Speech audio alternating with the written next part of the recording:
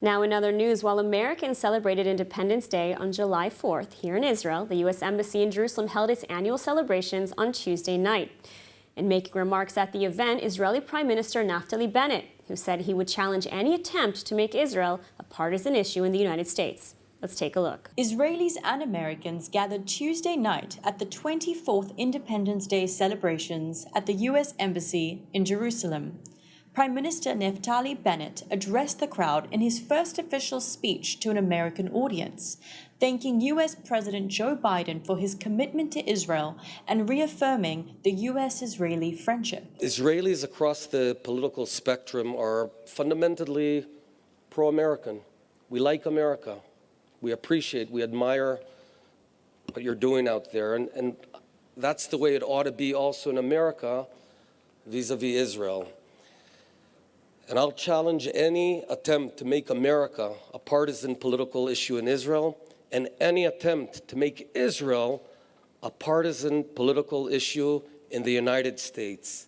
Bennett's statement comes at a time of increasing animosity within the U.S. Democratic Party, as numerous Democrats have been overly critical of Israel and its policies. While critics of Benjamin Netanyahu accused him of diminishing Israel's relationship with the Democratic Party during his time as Prime Minister.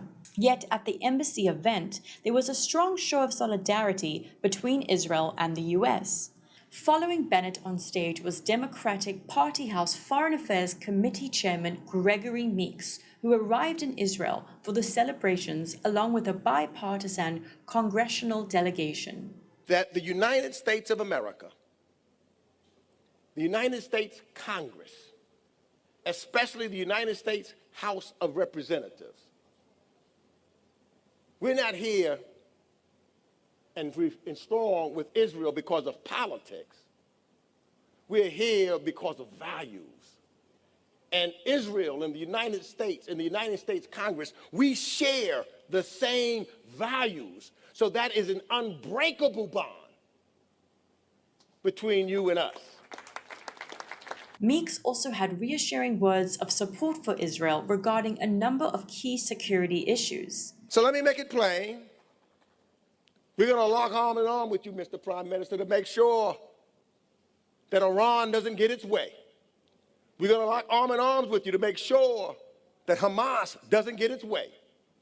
We're going to lock arm in arms with you to make sure that the historic moment that is upon us with the Abraham Accords, that we get more people to join and say Israel has the right to exist, and we're going to work with them hand in hand. It's a historic moment today. Now, Israel can only hope that the warm sentiments will continue to translate into action as Bennett prepares to meet with his U.S. counterpart, President Joe Biden.